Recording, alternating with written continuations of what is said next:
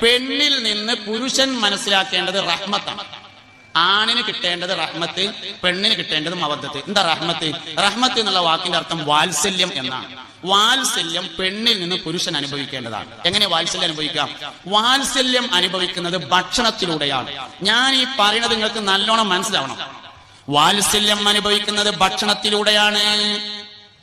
ഖദീജ ബീവി റളിയല്ലാഹു അൻഹയാണ് നബി സല്ലല്ലാഹു അലൈഹി വസല്ലം തങ്ങൾക്ക് വഹി വന്ന സ്ഥലം സെലക്ട് ചെയ്തത്. ജബലുൻ നൂർ പർവ്വതത്തിലെ ഹിറാ ഗുഹ ഖദീജ ബീവി റളിയല്ലാഹു അൻഹ തെരഞ്ഞെടുത്തു കൊടുത്ത സ്ഥലം.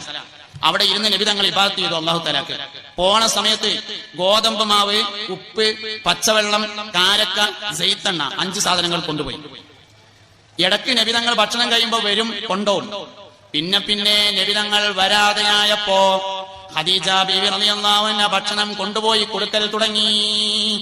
എന്നും ഇങ്ങനെ ഭക്ഷണം പോകും പോലെ പെരയില്